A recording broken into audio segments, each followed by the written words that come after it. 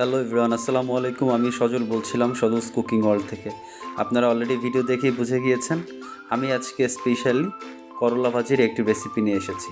Normally করলা ভাজি হচ্ছে তিতার কারণে অনেক মানুষই খেতে চান না, বাট বিলিভ মি, আমি আজকে যেভাবে বলবো আপনারা যদি এভাবে একবার ট্রাই করতে পারেন, আপনারা জাস্ট করলা ভাজির ফ্যান হয়ে যাবেন।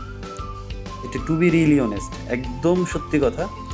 করলা ভাজি খুবই উপকারী একটি জিনিস। এটা যদি কেউ রেগুলার খেতে পারে, এটা তার জন্য, শরীরের জন্য খুবই ভালো হয়। তো চলুন দেখে আসি রেসিপিটা কিভাবে করলাম। প্রথমে আমার প্যানটা গরম করে নিচ্ছি, এরপরে হচ্ছে সরিষার তেল দিবেন ডেফিনেটলি। আর একটা হচ্ছে সিক্রেট, যে আপনারা বেশি করে পেঁয়াজ নেবেন। পেঁয়াজ নিলে যেটা হয়, করলা ভাজির তেতা ভাবটা থাকে না। আমি নিয়ে নিলাম একটু কাঁচামরিচ। এবার এটাকে ভালো মতো ভাজতে হবে। বাদামি হয়ে আসলে এর মধ্যে দিয়ে দিব করলা কুচি করা। এটাকে ভালো মতো মিশিয়ে নিতে হবে। এর মধ্যে আমি দিয়ে দিচ্ছি 1 চামচের মতো হলুদ গুঁড়ো এবং 1.5 চামচের মতো লবণ। বেশি কিছু আর দিব না। এবার এটাকে ভালো মতো নেড়ে নিতে হবে।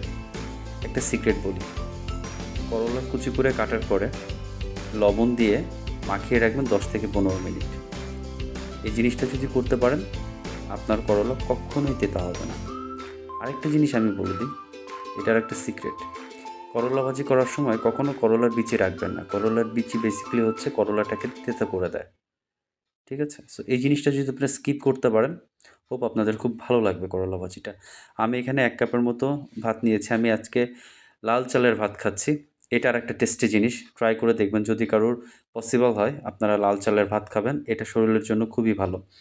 এবার করলা ভাজি প্রতিটা বাইটে, বাইটে ছিল টেস্টে ভরপুর। আপনারা বাসায় ট্রাই করে দেখতে পারেন, আশা করি ভালো লাগবে। আজকে এতটুকুই, কথা হবে অন্য কোনো ভিডিওতে। ধন্যবাদ। আসসালামু আলাইকুম।